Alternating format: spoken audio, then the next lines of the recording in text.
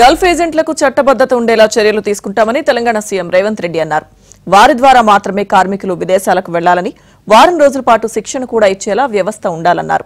Gulf కార్మిక సంఘాల నేతలతో హైదరాబాద్లోని తాజ్ డెక్కన్లో సీఎం సమావేశమయ్యారు.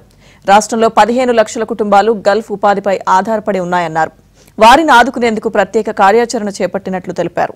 Telangana Gulf overseas workers welfare board పెట్టాలని నిర్ణయించామన్నారు.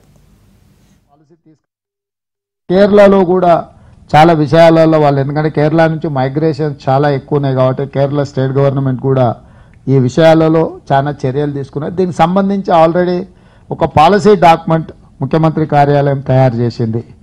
ఈ పాలసీ డాక్యుమెంట్ను మీ అందరితో ఒక సమావేశాన్ని ఏర్పాటు చేసి మీకు అందరికి ఇచ్చి మేము ప్రభుత్వం తరఫున ఇట్లాంటి పాలసీ తీసుకురావాలనుకుంటున్నాము.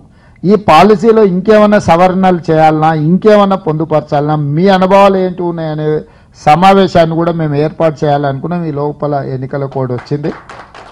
తొందరలోనే ఎన్నికల కోడ్ అయిపోయిన తర్వాత ఇప్పుడు ఈ సమావేశం మీరు ఏర్పాటు చేసిన మేము వచ్చినాం. మళ్ళీసారి ప్రజాభవన్లో ప్రభుత్వమే సమావేశం ఏర్పాటు చేసి మిమ్మల్ని ఆహ్వానించడం జరుగుతుంది. అక్కడ మేము Telangana state government policy document మీకు ఇస్తాం.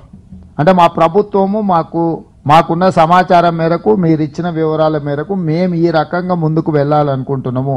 ఇది సరిపోతుందా, ఇంకా ఏమైనా మంచి కార్యక్రమాలు తీసుకోవాలని చెప్పి రాష్ట్ర ప్రభుత్వం తప్పకుండా ఆ విషయంలో దాంట్లో ప్రధానంగా మీరు లేవనెత్తిన విషయాలు అన్నిటిని కూడా ఆల్మోస్ట్ అంటే వెల్ఫేర్ బోర్డు కానీ అందరికీ ఎవరైనా కావచ్చు, ఏ రకంగా చనిపోయిన అనే దానికంటే ఒక కుటుంబంలో ఒక వ్యక్తి ప్రాణం ఖరీదు ఏ కుటుంబానికి ఆ కుటుంబానికి అత్యంత విలువైనది.